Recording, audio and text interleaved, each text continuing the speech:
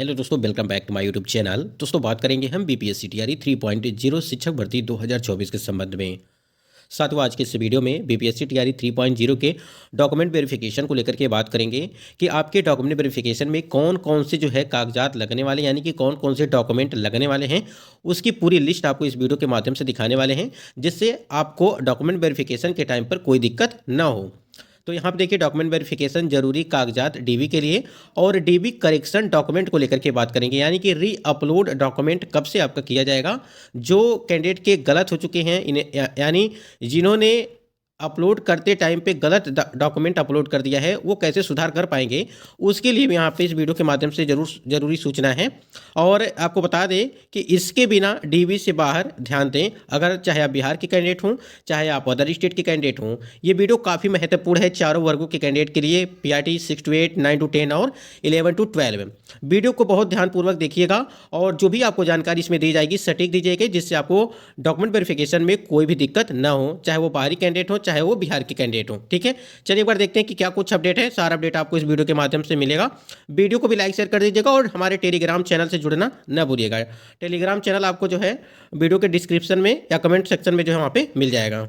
Document verification से पहले यहाँ पे सबसे जो महत्वपूर्ण अपडेट है, इसमें जो पहले नंबर पे पॉइंट पे अगर हम लोग बात करें कि सभी वांछित प्रमाण पत्र यथा शैक्षणिक प्रशैक्षणिक योग्यता, शिक्षक पात्रता, दक्षता, परीक्षा उत्तीर्ण, आरक्षण संबंधित प्रमाण पत्र आवेदन करने की अंतिम तिथि 25/2/2024 तक निर्गत होना चाहिए। यानी कि आपको पता है कि फरवरी 2024 में आपका जो है फॉर्म अप्लाई होना स्टार्ट हुआ था और यहाँ पे आपका जो डॉक्यूमेंट निर्गत करने की तिथि थी, यानी कि जो दस्तावेज आपके थे, चाहे मान लीजिए आपका हाई स्कूल हो, इंटर हो, फिर आपने ग्रेजुएशन या डीएलएड किया या बीएड किया या सीटेट आप क्वालिफाई हैं, तो सभी का जो प्रमाण पत्र है आपका, यानी कि डॉक्यूमेंट है, वो 25 फरवरी 2024 यहाँ पे दिया गया है, यानी कि 25 फरवरी 2024। ठीक है, इस डेट के पहले आपका निर्गत होना चाहिए, यानी कि इसके पहले आपका रिजल्ट आ जाना चाहिए। और यही डेट है आपकी जो यहाँ पे टीआरई 3.0 वाले कैंडिडेट हैं। ठीक है, इस बात को यहाँ पे ध्यान रखिएगा।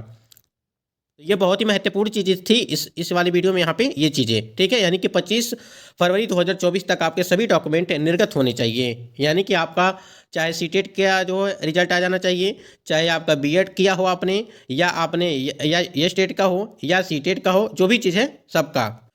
ऐसा नहीं है कि आपने ग्रेजुएशन आपने किया हुआ है और आपका रिजल्ट जो है आ रहा है वो यहाँ पे आ रहा है, यहाँ पे दिया गया मार्च में। ठीक है, जबकि यहाँ पे दिया गया है कि 25 फरवरी तक आ जाना चाहिए और आपका रिजल्ट यहाँ पे 25 मार्च को आ रहा है, तो वो मान्य नहीं किया जाएगा, वो निरस्त कर दिया जाएगा, उसके बाद से उस पर मान्य नहीं होगा। ठीक है, सबसे पहले नंबर पे हमने बात किया कि वहाँ पे 25 तारीख तक आपके आधार कार्ड वहाँ पे जो है वो क्या बोलते हैं, अभी जो हमने आपको बताया है, जिसमें आपके 25 फरवरी तक सभी डॉक्यूमेंट जो है वो आ जाने चाहिए, 25 फरवरी 2024 तक सबसे पहले। उसके बाद यहाँ पे देखिए, आधार कार्ड सबसे ज़रूरी है OTP के लिए, यानी कि आधार कार्ड और मोबाइल नंबर आपस में जो है आपका यहाँ पे लिंक होना चाहिए, आधार कार्ड।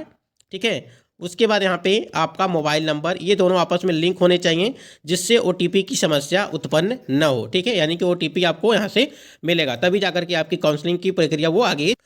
उसके बाद यहाँ पे देखिए, पासपोर्ट साइज की आपको फोटो होनी चाहिए। ठीक है, 4-5 अपनी सुविधा के लिए आप जितना भी रख सकते हैं, लेकिन कम से कम 4 से 5 फोटो आपके पास होनी चाहिए, तो पासपोर्ट साइज की फोटो आप रख लीजिएगा। अगला यहाँ पे अगर हम लोग यहाँ पे देखिए, प्रवेश पत्र को लेकर के अगर बात करें हम लोग, यानी कि एडमिट कार्ड की बात चल रही है। जो भी कैंडिडेट यहाँ पे टीआरई 3.0 वाले कैंडिडेट हैं, जिनका एडमिट कार्ड, जो आपका एडमिट कार्ड यहाँ पे जारी किया गया था, उसका जो है आपके पास वो एडमिट कार्ड होनी चाहिए। अगर आपका एडमिट कार्ड खो गया है, नहीं मिल रहा है, ठीक है, तो आपको शपथ पत्र यानी कि एफिडेविट बनवा करके वहाँ पे जो है सिग्नेचर मोहर होना चाहिए उस पर, और जो है आप ले जा सकते हैं, आपकी काउंसलिंग प्रक्रिया वो चलेगी। इसी प्रकार अगर बात करें यहाँ पे, आवेदन पत्र की प्रिंट आउट आपको चाहिए, यानी कि जो आपने फॉर्म अप्लाई किया था टीआरई 3.0 का, उसका जो प्रिंट आउट आपने निकाला था मेन प्रिंट, वो आपके पास होना चाहिए।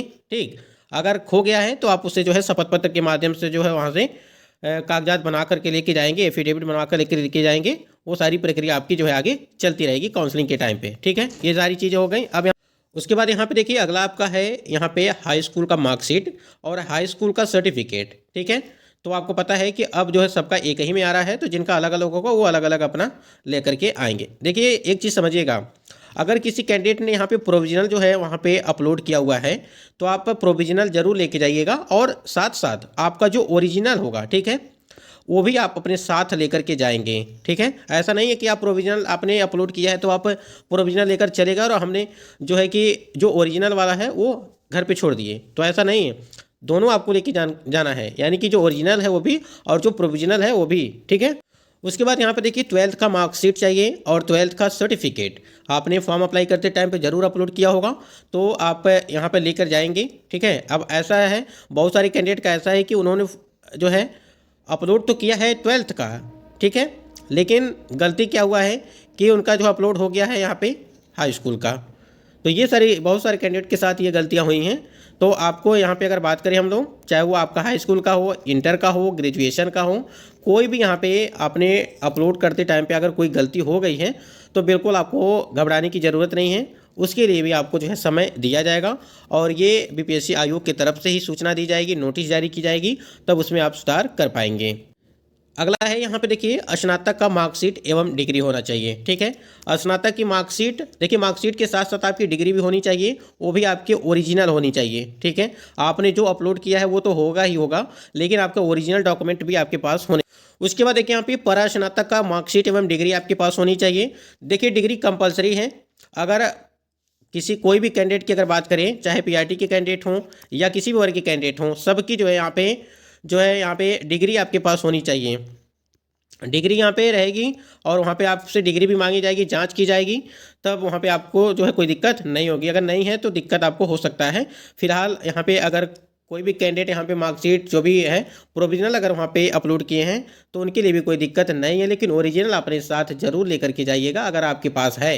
अगर आपके पास नहीं है, ठीक है, तो आप प्रोविजनल जो आपने अपलोड किया है वही लेकर के आप जाएंगे। उसके बाद आपने बीएड किया हुआ है, ठीक है, आपने बीएड किया हुआ है या डीएलएड किया हुआ है या एमएड किया हुआ है या उसकी मार्कशीट एवं डिग्री। ठीक है, तो इसमें से आपने जो भी किया हुआ है, जो भी जिसके लिए है, जैसे आपने डीएलएड किया है तो आप पीआरटी के लिए एलिजिबल थे, बीएड किया है तो 6 to 8, 9 to 10, 11 to 12 के लिए, तो उसकी जो है मार्कशीट और डिग्री आपके पास होनी चाहिए। उसके बाद जो सबसे बड़ा यहाँ पे परेशानी है वो है सीटेट और यस स्टेट को लेकर के। ठीक है, क्योंकि जो अदर स्टेट के कैंडिडेट हैं, थोड़ा सा ध्यान दीजिएगा, जो भी अदर स्टेट के कैंडिडेट हैं, सीटेट, यस स्टेट, मार्कशीट एवं सर्टिफिकेट। ठीक, यहाँ पे अगर बात करें जो अदर स्टेट के कैंडिडेट हैं उनको सीटेट में जो है 90 मार्क्स चाहिए और यस स्टेट में अगर बात करें जो अदर स्टेट के कैंडिडेट उनको 75 मार्क्स और यहाँ पे 90 मार्क्स चाहिए सीटेट में अदर स्टेट कैंडिडेट के लिए। तो यहाँ तक चीज़ें समझ में आ गई, सीटेट और यस स्टेट। और ये भी आप देख लीजिएगा कि किस वर्ष का आपका है। अब जो भी कैंडिडेट अगर जो अदर स्टेट के कैंडिडेट होंगे, अगर इनका 89 नंबर है और 90 मार्क्स नहीं है तो वो बाहर हो जाएंगे। ठीक है, यानी कि पूरा यहाँ पे 90 मार्क्स आपके होने चाहिए सीटेट में और यस स्टेट में 75 मार्क्स आपके होने चाहिए। यहाँ तक चीज़ें आपको हमको लगता है कि क्लियर हो गई होंगी। देखिए अभी भी अगर आपके मन में कोई सवाल हो इसके संबंध में तो आप जरूर कमेंट करिएगा इसके संबंध। उसके बाद यहाँ पे देखिए जाति प्रमाण पत्र। ठीक है, सबसे ज़्यादा कंपलसरी है बिहार के जो कैंडिडेट हैं उनके लिए जाति प्रमाण पत्र। अब यहाँ पे कुछ कैंडिडेट जो अदर स्टेट के कैंडिडेट होंगे वो पूछेंगे कि क्या जाति प्रमाण पत्र जो अदर स्टेट के कैंडिडेट हैं उनके लिए भी लागू है। देखिए जाति प्रमाण पत्र, आय प्रमाण पत्र और निवास प्रमाण पत्र, ये तीनों जो है बिहार के कैंडिडेट के लिए कंपलसरी हैं। और अगर बात करें हम लोग, अगर जो अदर स्टेट के कैंडिडेट है अगर उनके पास बना हुआ है तो आप अपनी सुविधा के लिए लेकर जा सकते हैं। ठीक है, निवास प्रमाण पत्र जैसा भी हमने आपको बताया कि निवास प्रमाण पत्र जो बिहार के कैंडिडेट उनके लिए। उसके बाद यहाँ पे देखिए आय प्रमाण पत्र आपका होना चाहिए। ठीक है, आय प्रमाण पत्र। यहाँ देखिए जो ओबीसी एनसीएल की अगर बात करें यानी कि नॉन क्रीमी लेयर वाले कैंडिडेट की जो प्रमाण पत्र है उनके लिए है, वो भी अपना जो है बनवा लेंगे एक बार। उसके बाद यहाँ देखिए ईडब्ल्यूएस आर्थिक रूप से कमजोर वर्ग के कैंडिडेट के लिए। देखिए अगर आप आरक्षण का लाभ ले रहे हैं और आपने आरक्षण का दावा किया हुआ है फॉर्म अप्लाई करते टाइम पे, तभी आपको आरक्षण का लाभ दे होगा, अन्यथा आपका आरक्षण का लाभ कोई भी दे नहीं होगा। तो इस बात को ध्यान रखिएगा। यहाँ पे ईडब्ल्यूएस आर्थिक रूप से कमजोर वर्ग के कैंडिडेट के लिए सर्टिफिकेट आपके पास होनी चाहिए। उसके बाद यहाँ पे देखिए दिव्यांगता सर्टिफिकेट। ठीक है, विकलांग व्यक्तियों के लिए दिव्यांगता सर्टिफिकेट। और वहाँ पे आप नोटिफिकेशन में जाकर के देखेंगे तो वहाँ पे लिखा है कि आप रिन्यूअल जरूर करवा लीजिएगा। जो भी कैंडिडेट यहाँ पे दिव्यांग कैंडिडेट होंगे उनके लिए बात चल रही है। उसके बाद अगर बात करें आईडी कार्ड के रूप में, ठीक है, आईडी प्रूफ के रूप में यहाँ पे देखेंगे तो पैन कार्ड आपके पास होनी चाहिए। उसके बाद यहाँ पे ड्राइविंग लाइसेंस होनी चाहिए। ठीक है, पैन कार्ड, ड्राइविंग लाइसेंस।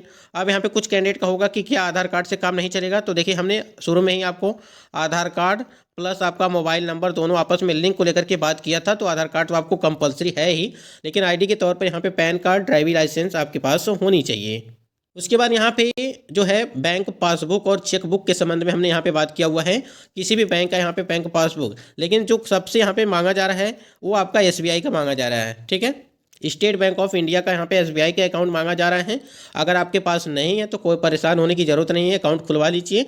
अगर खुल जाए तो खुल तो जाएगा ही, क्योंकि अब ज़्यादा दिक्कत नहीं होता है अकाउंट खोलने में। तो यहाँ पे आपका अकाउंट खुल जाएगा। और जब भी आपकी ट्रेनिंग प्रक्रिया चलेगी तो उस टाइम ट्रेनिंग प्रक्रिया के दौरान ही आपको जो है एसबीआई वाले आते हैं वहाँ पे विद्यालय पे, वहीं पर ही कैंप लगा करके वो खोल देते हैं अकाउंट। फिलहाल आपके पास अभी भी टाइम है, तो आप अपना जो है अकाउंट खुलवा लीजिएगा, क्योंकि आपका जो है 21 तारीख से लगा करके आपका 30 तारीख तक यहाँ पे काउंसलिंग की स्टार्ट होगा। अभी आपके पास चेकबुक को लेकर के अगर बात करें, जो भी कैंडिडेट के मन में सवाल है, चेकबुक अगर आपके पास चेकबुक है, और ऐसे चेकबुक तो आपका इशू करा लेंगे तो आ ही जाएगा, साथ ही साथ आ जाएगा।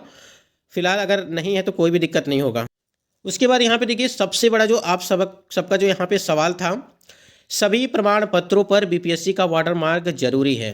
ठीक है, अभी हमने कल आपको वीडियो के माध्यम से बताया भी था कि बहुत सारे कमेंट्स हमने लेकर के रखे थे, जिसमें वहाँ पे कई सारे कमेंट्स के कमेंट आए हुए थे कि हमने हाई स्कूल का, इंटर का, ग्रेजुएशन का यहाँ पे प्रमाण पत्र जो है अपलोड किया था, डॉक्यूमेंट अपलोड किया था, लेकिन कुछ पर वाटरमार्क लगा हुआ है, कुछ पर वाटरमार्क नहीं लगा हुआ है। क्या हमें काउंसलिंग में दिक्कत होगी?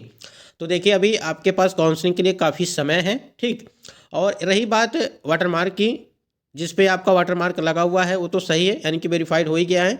और जिस पे नहीं लगा हुआ है, आपको परेशान होने की ज़रूरत नहीं है, वो आपका एरर है। ठीक है, नेटवर्क इशू होगा, कुछ दिक्कत होगा, इस वजह से नहीं आया होगा। फिलहाल थोड़ा सा आप इंतजार कर लीजिए, 1 से 2 दिन का, और एक बार जरूर ट्राई कर लीजिएगा कि हो सकता है आ जाए। अगर तब भी नहीं आता है तो इसके संबंध में आपको जो है सूचना जरूर मिलेगी, आपको बिल्कुल परेशान होने की ज़रूरत नहीं है। अगर नहीं आता है तो कोई भी दिक्कत नहीं है। ठीक है, आगे चल करके कोई दिक्कत होगी नहीं। फिलहाल अगर देखिए, आयोग के द्वारा इसके संबंध में आपको जरूर सूचना दी जाएगी। हम लोग भी प्रयास कर रहे हैं कि ये बात वहाँ तक पहुँचे। यहाँ देखिए, आवश्यक सूचना में अगर बात करें, जाति निवास आय ओबीसी एनसीएल वर्तमान समय का होना चाहिए। सभी कागजात जल्द बनवा लें, अन्यथा आप डीबी से बाहर कर दिए जाएंगे। एक बात और, विवाहित लड़कियों के जाति निवास आय तथा ओबीसी एनसीएल में पिता का नाम, यानी कि जन्म देने वाले पिता का नाम होना अनिवार्य है। जैसे अभी हमने बात किया कि जो ओबीसी एनसीएल में है, ठीक है, आपका ओबीसी एनसीएल में पिता का नाम, यानी कि जो आपके फादर हैं, जन्म देने वाले, यानी कि जो जन्म देने वाले पिताजी हैं, यानी कि आपका अगर शादी हो गया है तो आपका आपके ससुराल में नहीं, ठीक है, आपके मायके के पिताजी जो हैं, आपके जन्म देने वाले पिताजी, उनका नाम और एड्रेस वहाँ का रहेगा, जो भी लड़कियाँ हैं। तो ये चीज़ें क्लियर हो गई हैं। बाकी आप जाति निवास आय ओबीसी एनसीएल वर्तमान समय का, अब कुछ कैंडिडेट का यहाँ पे सवाल ये होगा कि जो डॉक्यूमेंट अपलोड हमने किया था वही डॉक्यूमेंट तो लेकर के जाने हैं, तो फिर नया क्या कुछ बनवाना है? ठीक है, देखिए, जाति निवास आय जो भी है वो आपको जो है एक बार ज़रूर उसमें चेक कर लीजिए, क्योंकि उसकी वैलिडिटी होती है। अगर वो वैलिडिटी एक्सपायर हो चुका है तो आप आपको बनवाना ही पड़ेगा। और देखिए, ऐसी छोटी छोटी चीज़ों से आप बचिए, क्योंकि अगर काफ़ी मेहनत से आपको जो है यहाँ तक आप पहुँचे हैं, आपका नाम आया है रिजल्ट में, तो ऐसा ना हो कि कोई दिक्कत हो आगे चल करके। इसलिए वीडियो आपके लिए, आपकी सुविधा के लिए यहाँ पे बनाया जा रहा है वीडियो। तो आपको कोई अगर परेशानी है तो आप ज़रूर कमेंट करिए इसके लिए। और जो यहाँ पे डीवी करेक्शन डॉक्यूमेंट को लेकर के हम लोग बात करें, देखिए, री अपलोड का ऑप्शन आपको मिलेगा, हर हाल में मिलेगा, बिल्कुल आप निश्चिंत रहिए। और जो भी आपके डॉक्यूमेंट में त्रुटियाँ हुई हैं, गलत अपलोड हो गया है, जिस पे वाटर मार्क नहीं लगा हुआ है, सबका जो है समाधान हो जाएगा। बिल्कुल आपको परेशान होने की ज़रूरत नहीं है। तो जितने भी हमने डॉक्यूमेंट्स आपको बताए हैं, ठीक है, अगर आपके कोई भी डॉक्यूमेंट में कोई त्रुटि है, ज़्यादा मतलब कि मिस्टेक है, जैसे नाम में कुमारी लग गया, देखिए, कुमारी उमारी से कोई दिक्कत नहीं है। अगर आपको लगता है कि उससे कोई दिक्कत होगी हमको आगे चल करके, तो आप एफिडेविट बनवा लीजिएगा। हम यही कहेंगे, सभी कैंडिडेट के लिए बात करेंगे। अगर आपके जैसे हाई स्कूल, इंटर, ग्रेजुएशन, ठीक है, बीटीसी हुआ, यानी कि डीएलएड या बीएड हुआ, ठीक है, अगर कोई भी डॉक्यूमेंट में नाम में कोई दिक्कत हो रही है तो आप उससे एफिडेविट, यानी कि शपथ पत्र जो है बनवा लीजिएगा, आप बिल्कुल सुरक्षित रहेंगे। तो वीडियो कैसा लगा दोस्तों? वीडियो को भी लाइक शेयर कर दीजिएगा, और आपके अगर कोई सवाल होगा तो आप ज़रूर कमेंट करिएगा। बाकी अपडेट आपको चैनल के माध्यम से मिलती रहेगी। दोस्तों, टेलीग्राम चैनल से ज़रूर जुड़िएगा, वहाँ से सारी जानकारी आपको मिलती रहेगी।